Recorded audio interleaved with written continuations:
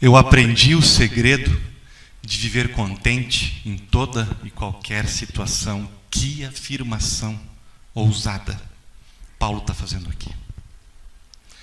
Eu descobri o segredo do equilíbrio constante diante de qualquer coisa, diante de tortura, até mesmo diante da morte.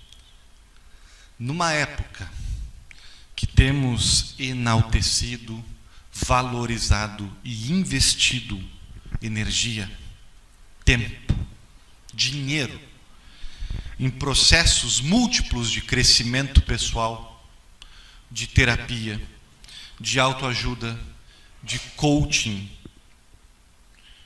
Como vale a pena investigar o que Paulo está falando aqui? Temos formas alternativas de encontrar felicidade.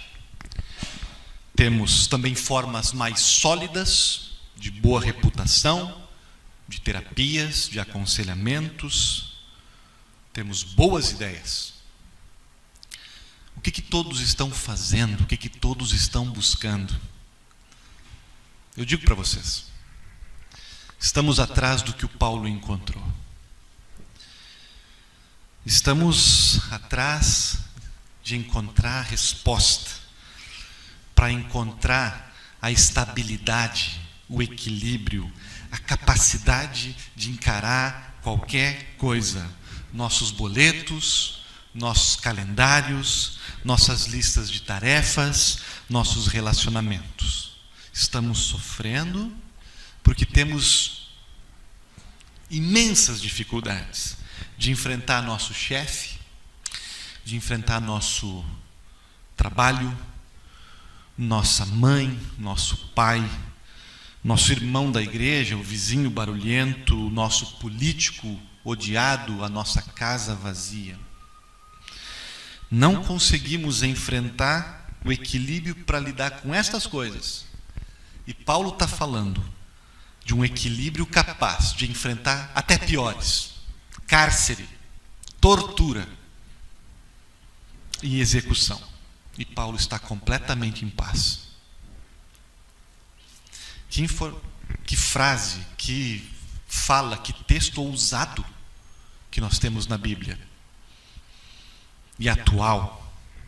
E a gente ouve do Paulo como uma oferta para a gente. Ele não está nos obrigando, ele está nos deixando o exemplo dele. Mas antes de ser uma oferta e um exemplo, esse assunto ele é mandamento para a gente. Ele tem a ver com o mandamento 9 e o 10º. Qual é o mandamento 9 e o 10º? Não cobiçarás. Devemos amar a Deus o suficiente, o bastante, para estarmos satisfeitos, independente de qualquer situação. Não sei se vocês lembravam desse mandamento. A gente esquece, Fátima. Até porque cobiçar é uma palavra antiga. Cobiçar é uma palavra antiquada, né? Quase não se ouve mais, se usa mais esse tipo de palavra na comunicação moderna. Nós não ouvimos a Gabriele Prioli ou o Caio Coppola falar de cobiça. Nem esperamos que eles falem, porque isso é um valor, uma postura que caducou na nossa cultura. Outro dia tive que ensinar sobre cobiça para o Benjamin e para a Nina. E tive trabalho de ensinar. Porque eu comecei dizendo para eles, traduzindo para crianças, que é um tipo de querer muito, muito, muito forte, né? E eles me responderam: mas pai, é pecado querer alguma coisa muito? E não é. Veja que o querer e o desejo não contemplam, não alcançam a profundidade dessa palavra antiga, bíblica, cobiçar. E a gente precisa resgatar o significado disso. Sabe, os esquimós têm um monte de palavras para neve, sabiam? 11 ou 12 palavras para neves, porque eles sabem tudo de neve. Eles diferenciam as nuances, as camadas, as qualidades dela e têm palavras diferentes. Nós só temos uma palavra para neve, neve. Porque não lidamos com isso, não conhecemos isso. A gente só fala neve porque a gente não sabe distinguir as matizes. Querer e cobiçar têm matizes diferentes. E fazemos bem de aprender a palavra e o significado de cada uma delas. Como distinguir? Cobiça vai nos ajudar. A cobiça aponta para a dimensão negativa, errada, maligna do querer. Querer e cobiçar não são a mesma coisa. A cobiça é aquela obsessão. A cobiça é aquele negócio do que eu tenho que ter isso, se eu não tiver isso eu não vou ser feliz. A cobiça tem as mãos dela no pescoço de vocês. A cobiça tem os dedos dela na nossa jugular. Querer não é assim. Cobiçar nos bota de joelhos. Cobiçar nos comanda. Mas não precisamos viver assim. Tem outro jeito. Que é o jeito que o apóstolo Paulo está falando. Satisfação. Contentamento. Sugestão de Paulo, mandamento de Moisés. Em ambos os casos, presente de Deus. Deus pensando em nos orientar, em nos ajudar, em nos socorrer, seja pela lei, seja pelo evangelho, batendo na mesa ou estendendo a mão. Deus está dizendo que tem como a gente enfrentar qualquer coisa, com um equilíbrio, com uma paz que sobrepassa todo o entendimento humano e que faz a nossa vida ser muito mais agradável, muito mais bonita. Passagem de hoje, Paulo está pedindo dinheiro para a sua igreja. Ele está numa situação de dificuldades, preso, provavelmente em Roma, e ele está passando necessidade, sem poder trabalhar, e ele pede uma oferta para a igreja que ele plantou em Filipenses. E no meio desse pedido de ajuda, de ofertas, que ele argumenta, que ele coloca isso como um fruto da fé, Paulo vai nos deixar algumas pérolas sobre contentamento, que nos ajudam a entrar na semana de ação de graças, a viver uma vida grata a Deus. E Paulo vai dizer pelo menos 3 coisas, mas pelo menos 3 coisas que eu quero pontuar para vocês hoje. Eu vou pegar um versículo só, ou 2, e vou esmiuçar ele com vocês, porque ele é uma pérola. Paulo vai dizer que contentamento de verdade é um segredo. Paulo vai dizer que existe um falso contentamento e tem algo que revela isso. Tem testes que a gente pode fazer para a gente saber se a gente realmente está no caminho certo ou vai viver batendo com a cara na parede. E Paulo vai falar também como é que a gente chega nesse contentamento. Ele vai dizer como é que a gente descobre ou aprende esse segredo. Eu vou começar dizendo para vocês então que o verdadeiro contentamento é um segredo, que é o que Paulo nos diz. Voltando ao texto bíblico, sei o que é passar necessidade, sei também o que é ter em abundância. Aprendi o segredo de enfrentar qualquer coisa. Aprendi o segredo, tanto de ter muito como de ter pouco. E essa palavra segredo aqui, gente, ela conectada com a atitude de Paulo, é a palavra que está lá no texto mesmo, é a palavra que Paulo usou. Paulo usou uma palavra ainda mais profunda que segredo, que é a palavra mistério. É um mistério. É algo que eu preciso investigar, que eu preciso adentrar, que não está na superfície, que eu não enxergo de repente. Paulo diz que o contentamento de verdade é uma espécie de segredo. É algo que não é óbvio, sabe? Que está escondido, que não é óbvio para o cara comum, desligado da vida. Ao mesmo tempo, como o segredo é algo que todos nós queremos, estamos atrás. Eu não tenho dúvida que estamos falando de um anseio que todas as pessoas compreendem. Existe um desejo de contentamento, mas é um desejo que, como Paulo fala, ele é meio segredo porque nos ilude, nos engana. Paulo fala de segredo porque ilude. Paulo fala disso. E grandes personalidades, se você gosta de avaliar isso também na cultura, nos pensadores, grandes personalidades também vão falar disso. Mark Twain, por exemplo, vai dizer: é a febre da primavera, é o nome dessa coisa. Você não tem certeza o que é que você quer, mas seu coração dói de vontade te fazendo querer. Ou seja, você não sabe bem o que você quer, mas tem um querer dentro de você que não te deixa em paz. Mark Twain. Poeta Wallace Stevens escreve: até no contentamento, eu sinto a necessidade de algo mais profundo. Ele chama de uma felicidade imperecível. Do que ele está falando? E aí, no contexto da poesia dele, a gente fica sabendo. Ele escreve que a gente está sempre desfrutando de uma felicidade perecível, ou seja, que tem data de validade, que vai acabar, né? O cheiro do novo, que evapora. E você quer que aquilo permaneça, que seja eterno. Você fala isso para si mesmo, mas cedo ou mais tarde você se dá conta. Não vai permanecer, vai acabar. Aquele cheiro de novo vai acabar, aquele contentamento. E aí é como uma adaga no coração da gente.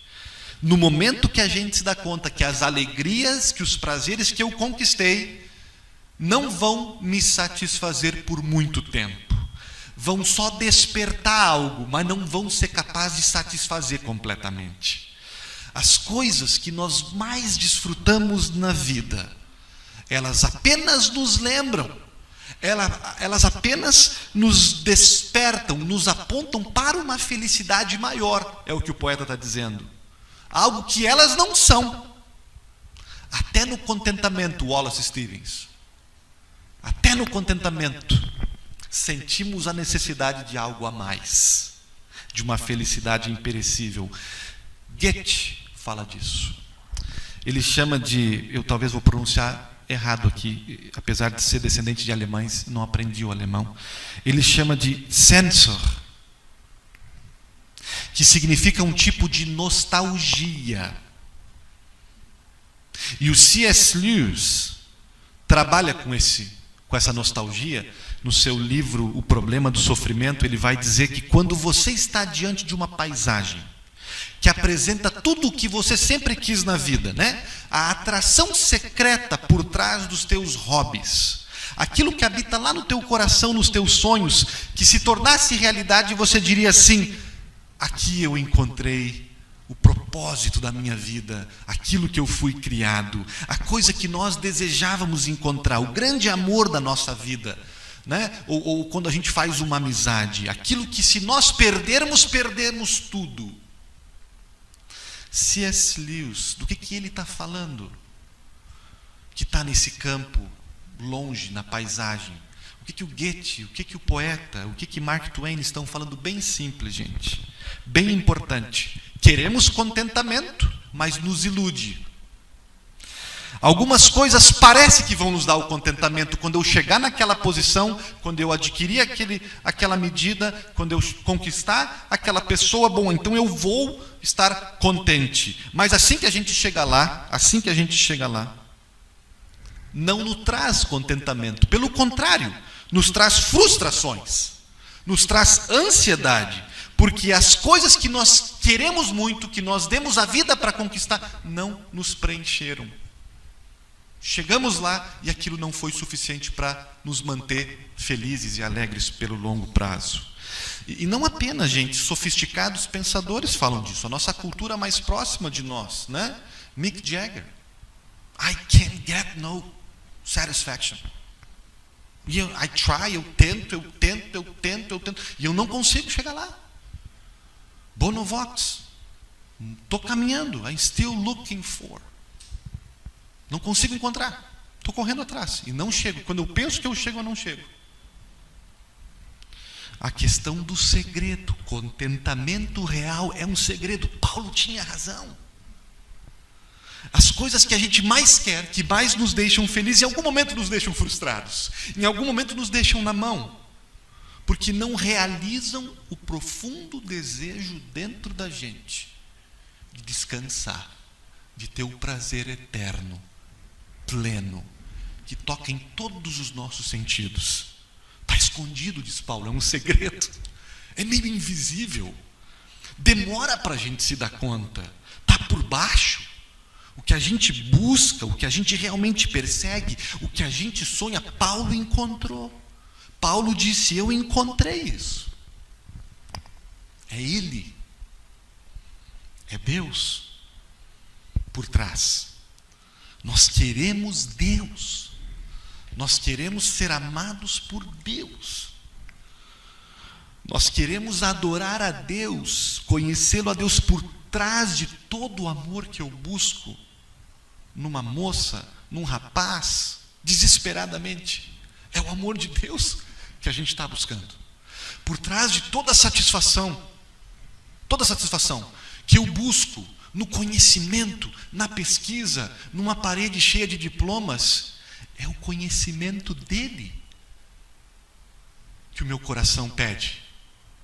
Por trás de toda a satisfação de aplausos, de um bom salário, de uma carreira exitosa, é a satisfação de trabalhar para Deus, para um reino maior, que eu na verdade estou procurando.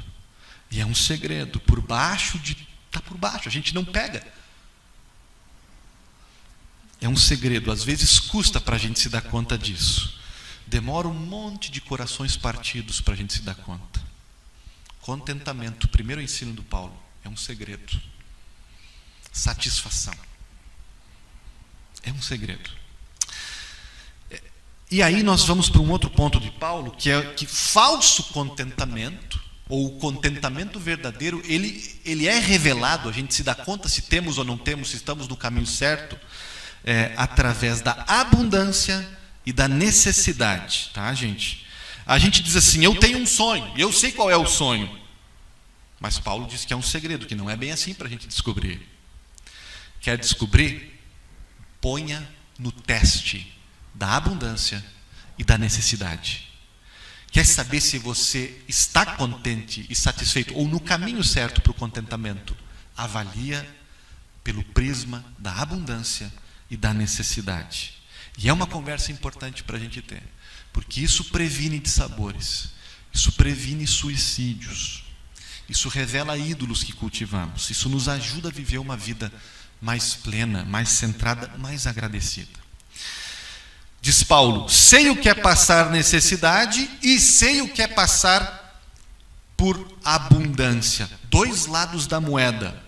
Notem, o argumento do Paulo toca nos dois. Ele diz, eu posso dizer que eu sou uma pessoa satisfeita? Eu digo para vocês que eu estou em paz, porque eu passei nos dois testes. Eu já tive muito e eu já tive pouco. E se você quer saber se é isso que você tem, está produzindo fruto na sua vida, olhe para essas duas situações que Paulo está falando.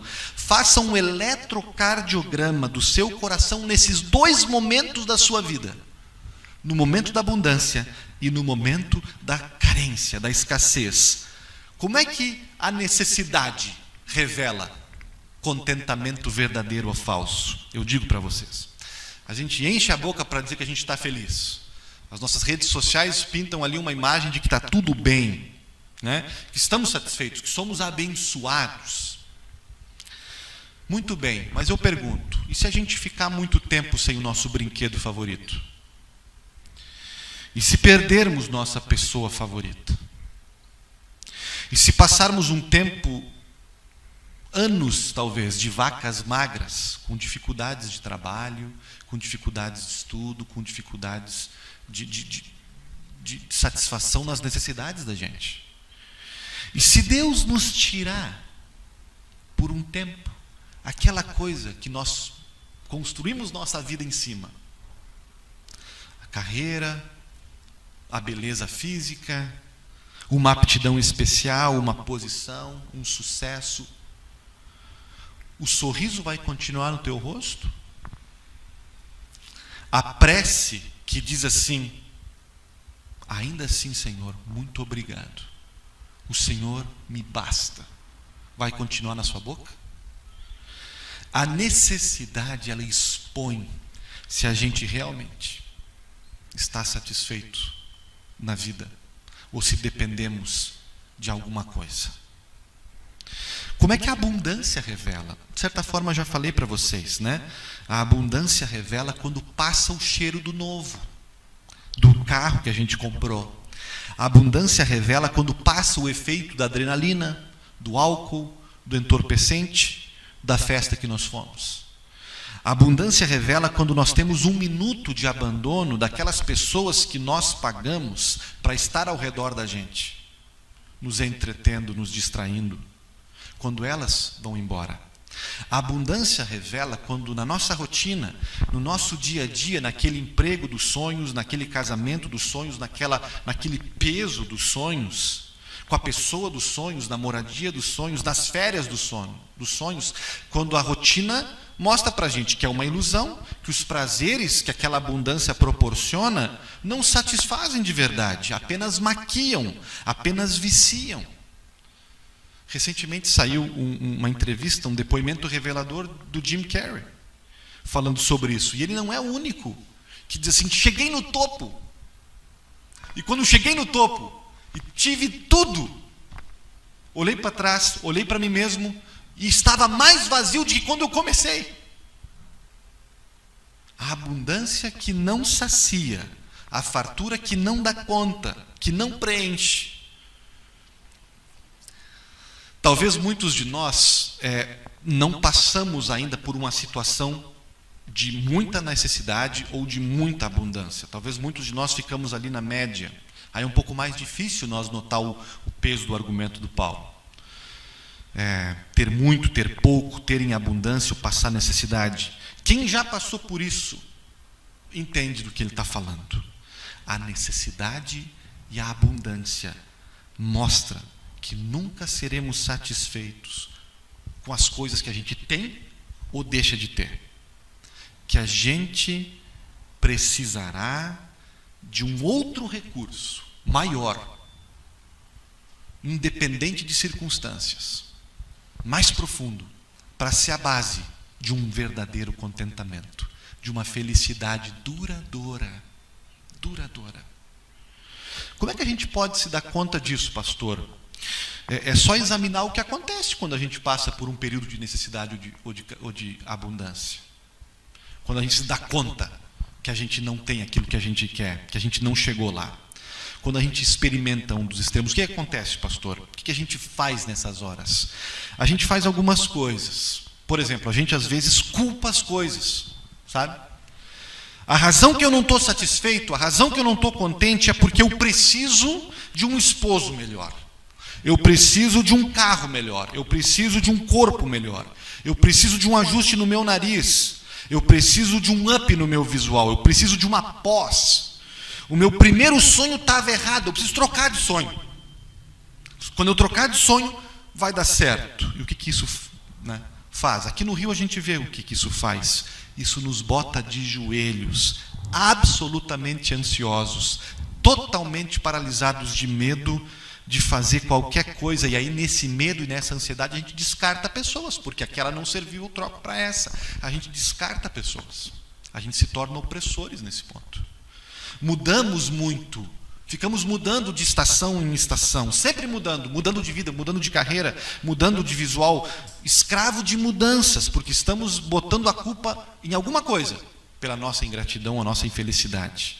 Ou a gente culpa nós mesmos. Eu acho que até é pior quando a gente faz isso. Muitas pessoas fazem isso, ao se sentirem infelizes, olham ao redor e parece que o outro está melhor que eu. Parece que o vizinho está melhor que eu. Parece que o irmão está melhor que eu. Né? E aí nós acreditamos no press release que eles colocam nas redes sociais deles e nos sentimos culpados. Se essa pessoa está tão bem, deve de ter alguma coisa errada comigo. Eu devo ser um completo infeliz, um completo azarado. Né? E a razão da minha infelicidade é porque tem alguma coisa errada comigo. E isso aí, gente, tem um certo perigo que eu quero trazer para vocês. Porque se eu decidir que tem algo errado comigo, e que a razão de eu não estar satisfeito na vida é porque alguma coisa está errada comigo, e que eu preciso controlar esse problema, e que eu preciso de alguma forma me tratar, fazer alguma terapia. O perigo é que às vezes, é bom se tratar e é bom se conhecer. O perigo, a armadilha, é que às vezes a terapia não chega onde você precisa chegar. Ela toca na superfície. E aí ela só maquia ela só adia, ela só te distrai de você, então, avaliar o que é que realmente está de errado com você. Tem a ver com cavar mais fundo. E não precisa nem ser um pastor da igreja para falar isso para você. Eu vou me basear aqui num antropólogo para fazer o argumento em prol da espiritualidade, da fé, do sagrado, de Deus na vida da gente. Ernest Becker, um antropólogo, colocou assim: toda a análise do mundo não permite que a pessoa descubra quem ela é, e por que ela está na Terra, e por que ela tem que morrer, e como é que ela pode triunfar na vida. E se a psicologia fingir que ela pode te dar isso, ou se você ter essa expectativa da psicologia, quando ela não oferece uma explanação completa da infelicidade, aí é uma fraude. E aí se cria um impasse onde não tem escapatória. Esse cara não é cristão, tá? Ele não é cristão. Mas ele está dizendo que se tem algo errado com a gente, e tem, a terapia ajuda. Mas no momento que ela se colocar como salvação, vai chegar no impasse. Porque ela não é capaz de resolver mais fundo, de ir lá onde está o problema, a raiz do problema. A ciência não sabe o valor das coisas. A ciência não pode nos dar isso. A razão da infelicidade, a razão do nosso descontentamento é porque nós não sabemos a razão que nós estamos aqui. E aí não sabemos lidar com a culpa, porque nós não sabemos por que é que nós temos que morrer. O que é que o psicólogo nos deixa, o que é que o antropólogo nos deixa para concluir?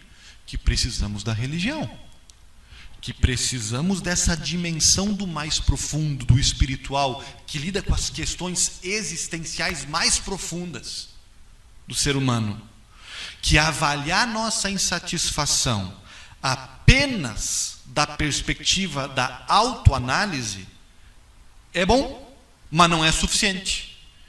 Precisamos ter uma análise do alto, com L, uma análise que pelo menos traz o divino para a equação.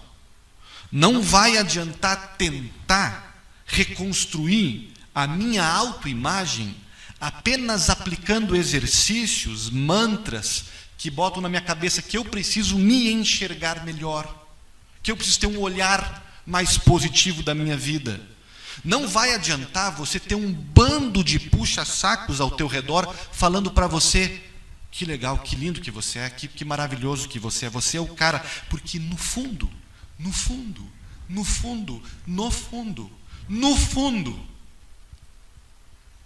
precisamos saber que somos amados e aceitos por quem nos criou, pelos olhos que nos enxergaram pela primeira vez. No fundo, nós precisamos do amor do único coração que conta de verdade. Podemos culpar o universo, gente. Como é que a gente faz quando a gente culpa o universo?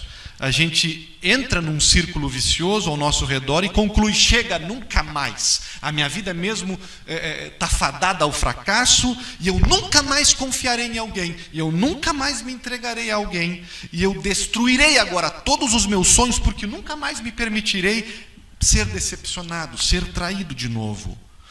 Tipo assim, porque eu não gosto do cheiro, eu corto o nariz. Porque eu não gosto de um coração partido, ninguém gosta, eu transformo ele numa pedra dura, cínica, para qualquer tipo de relação, qualquer tipo de vida. Culpamos o universo, ou então a gente culpa a nossa relação com Deus.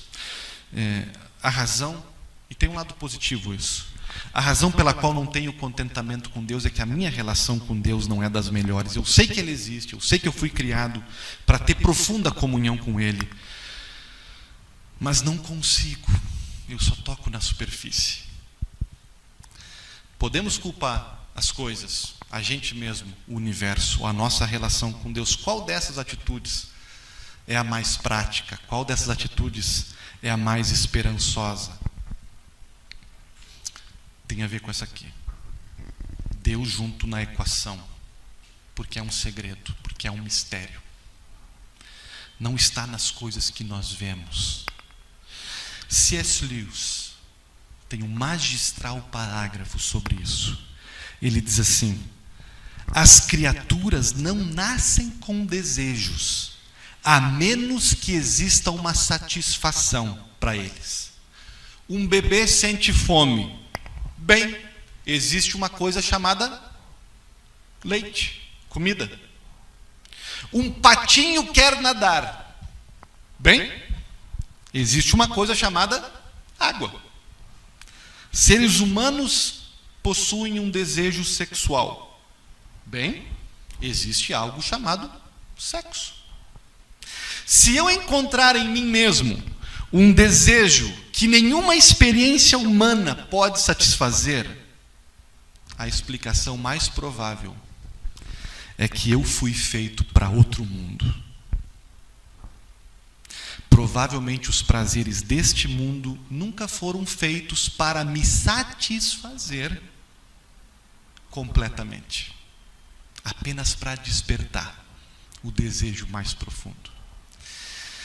Estamos aprendendo com Paulo hoje sobre contentamento, pegando uma passagem de Filipenses e esmiuçando. E já vimos que Paulo falou que contentamento e felicidade é um segredo, né, Mariana? E já vimos que fala de 2 testes para o contentamento. Avalia como é que você é quando não tem nada e quando você tem muito. E agora a gente vai ver algo espetacular desse texto, que Paulo vai dizer. É um último detalhe.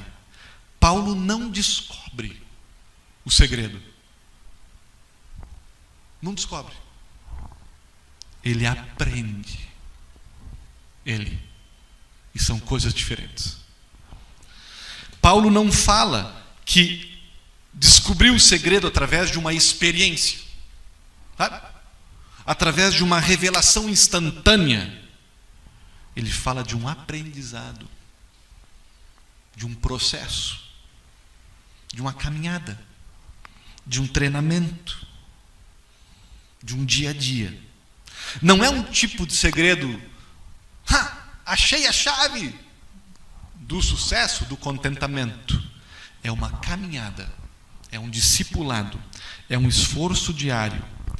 E o que é que Paulo diz, ou o que é que a Bíblia diz, ou o que é que o contexto nos permite imaginar que faz parte dessa caminhada? Né? Já que não é algo que eu posso estar lá nos dedos, ir num culto, ou tomar um remédio, ou de repente fazer uma certa oração e aí as coisas vão acontecer, o tal do contentamento, mas eu preciso aprender, e vou aprender durante a minha vida. Se é um aprendizado, que tipo de exercício eu posso praticar, eu posso botar atenção, para poder desenvolver e aprender. Se está à minha disposição, se não é só para os iluminados, tem religião que fala que é só para os iluminados, só para algumas pessoas sortudas, Paulo vai dizer, não, está à nossa disposição, mas é um aprendizado, é uma caminhada. Que tipo de práticas eu posso fazer? É a minha conclusão. Número 1, gente, desmascare a cobiça, não brinque com ela. Aprenda essa palavra aqui, o significado dela e o mal que ela faz. Não ache que porque essa palavra saiu de moda, podemos achar que tal coisa não existe. Desmascare a cobiça, tire a maquiagem dela, desnude-a. O que é cobiça, em última instância? Só olhar para os mandamentos. Ela e os outros 8 mandamentos são um desdobramento do primeiro. Não tenha outros deuses diante de mim.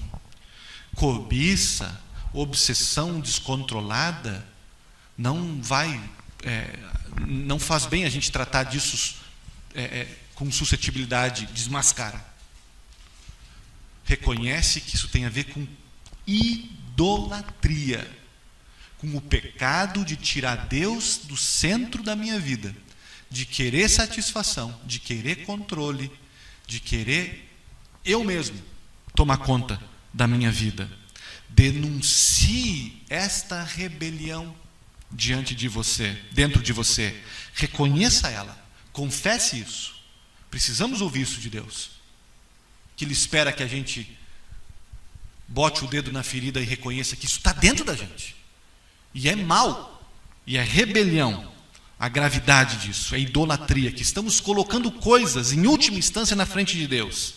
Quando estamos nos sentindo infelizes, quando nós estivermos nos sentindo insatisfeitos, perguntemos: o que é que está tirando Deus do centro da minha vida? Quem é que está roubando o seu lugar? Quem é que está querendo se tornar a fonte última da minha alegria, da minha salvação? Tratemos cada vício, cada buraco que a gente entra, com todas as ferramentas possíveis, com as ferramentas da psicologia, com as ferramentas da nutrição, com as ferramentas da medicina, com as ferramentas da sociologia, com as ferramentas da multidisciplinaridade de conhecimento, mas tratemos no aspecto espiritual. Vamos cavar até o fundo e ver que lá no fundo demos as costas para Deus, ou temos uma tendência a dar as costas para Deus. Nossa cobiça é um pecado, e por isso nós confessamos ela no começo do culto. E precisa ser tratado com arrependimento e com perdão. Eu sei que os psicólogos talvez não te digam isso, que o nutricionista talvez não te diga isso. Tudo bem, não é o trabalho deles. Respeite eles no trabalho deles. O pastor diz isso para vocês, em nome de Jesus. Aqui é um trabalho espiritual, aqui é um trabalho de arrependimento e fé para ser feito. Por trás da minha obsessão por querer. Deus está sendo puxado, empurrado para segundo, terceiro, quarto, quinto, último lugar. Ouviram a lei? Segunda coisa, ouçam o Evangelho. Ouça todos os dias o que Jesus fez por você. Porque se a idolatria é a fonte da cobiça, a fonte da nossa satisfação, a fonte da nossa dignidade, do nosso valor, é Jesus Cristo crucificado por nós. É ali na cruz de Cristo que você sabe o quanto você é amado, o quanto você é querido. O sangue de Cristo, o sacrifício de Cristo pela humanidade para reconstruir a humanidade, para consertar o nosso problema, para perdoar o nosso pecado, para preencher o nosso vácuo, para ocupar todas as coisas. Fomos criados para outro mundo, e esse outro mundo é tornado disponível para nós através de Jesus Cristo, crucificado por nós. Paulo ensina isso. Paulo vai dizer que o Evangelho precisa ser lido, ouvido por nós todos os dias. Nós que já somos cristãos também. Não te iluda pensando que o Evangelho é só para quem está afastado. A gente também precisa, porque a gente volta para o modus operandi antigo. A gente precisa ouvir. E é um privilégio a igreja dizer isso para vocês. Não dependa apenas da igreja. Procure uma igreja que pregue o Evangelho para você. Que não pregue só 12 passos. Que não pregue só receitas prontas, porque elas não resolvem. Procure uma igreja que te sustenta com o amor de Cristo incondicional para você. Você não vale quanto você produz. Para o teu chefe, talvez. Você não vale o quão bonito, magro, esbelto você é. Talvez para a paquera que você quer conquistar, talvez. Você não vale tanto de conhecimento que você armazenou. Talvez para o Lattes, para os melhores Lattes do país, sim. Mas você não, o seu valor não é esse. Essas coisas podem ser positivas, mas o seu valor não está aí. O seu valor está no sangue derramado por Jesus. Deus dizendo para você: eu amo você, sempre te amei e sempre vou te amar. O teu valor está aí. É um valor que Deus deu para você. Independente se você acredita ou não, você é amado, você é querido para Deus. Jesus Cristo na cruz provou isso para você. Por isso que Paulo vai dizer para os coríntios: eu não quero saber mais nada além do Cristo crucificado, porque é isso que me alimenta no fundo. Por isso que Paulo vai poder dizer nesse texto que a gente lê, que a gente conhece bem: tudo posso naquele que me fortalece, porque Cristo está ali me fortalecendo, me amando diariamente. E é por isso que Paulo vai dizer no final: o meu Deus há de suprir para vocês tudo que é tipo de riquezas em Cristo, sempre com Cristo junto. Ouça o Evangelho. Me deixe pregar o Evangelho para você. Pregue para você mesmo. Aprenda a arte de te lembrar. Seja com textos bíblicos, seja com estrofes de hinos, seja com uma reflexão, uma conversa com a tua consciência, de que você é amado. Não porque meu chefe disse, também, talvez, não sei. Você é amado não pelo número de seguidores que você tem, talvez também. Você é amado independente se chove ou não chove. Você é amado porque Deus morreu na cruz por você. O amor de Deus é seu. Sempre foi. Mas a cruz te garante que sempre vai ser. Exercite a arte da cereja do bolo, para concluir, gente. Ou se você preferir, caso você não goste de cereja como eu, pense na arte do merengue ou do chantilly. Merengue se diz lá no Rio Grande do Sul, né? Que arte é essa? A arte da cereja do bolo. Quem sabe? Alguém sabe? A arte da cereja do bolo. Muito simples. O que é a cereja do bolo? O merengue, o que é? É legal, né? É gostoso, mas é um bônus, né? Não seria nada sem o bolo. Não alimentaria sem o bolo. Não dá para comer cereja no almoço, cereja no jantar, né? Não dá. Não ficamos de pé. Não temos substância, né? O Benjamin pensa que dá, mas não dá. Não dá. A gente sabe que não dá. O que isso tem a ver com contentamento? Com fé? É uma ilustração para a abordagem que Deus nos chama a ter para as coisas que nos dão prazer na vida, para as coisas que agregam alegria para a gente, felicidade para a gente. Deus não é contra elas. Ouça isso, Deus não é. A grande maioria delas foi Deus que criou. Aquelas que não são malvadas em si. Deus criou coisas bonitas e te deu permissão e autorização para desfrutar de coisas, de situações, de hobbies, de muitas coisas da vida. A abordagem cristã é: eu posso desfrutar dessas coisas, eu posso me alegrar com elas, eu só não posso adorá-las. Elas não serão o principal na minha vida. Elas não serão o ponto alto do meu fim de semana. Elas não serão o item número 1 do meu orçamento. Não serão. Não serão meu Deus. Não serão meu tudo. Meu eu tenho que ter. Eu não preciso me abster de coisas boas. Mas também não preciso e não devo abusar delas. Posso usar com moderação, um relacionamento com distanciamento, desfrutar com sabedoria as viagens que eu quero fazer, meu time de futebol, minha namorada, meu pet, meu churrasquinho do fim de semana, minha coleção de besouros. Não são o bolo, são no máximo a cereja, dádivas de Deus para eu desfrutar. Desfruto, mas não vivo disso. Não vivo para isso. Minha dieta não é essa. Deus é a minha dieta. Deus é o meu alimento. Deus é a minha proteína.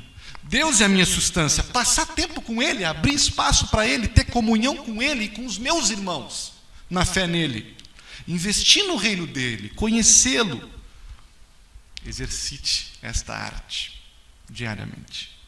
Vigie, reflita, faça os ajustes, aprenda o segredo. Vale a pena, gente. Ele vai te preencher. Paulo prometeu, ouse acreditar, o meu Deus, segundo as riquezas da sua glória, há de suprir em Cristo Jesus tudo o que vocês precisam. Amém.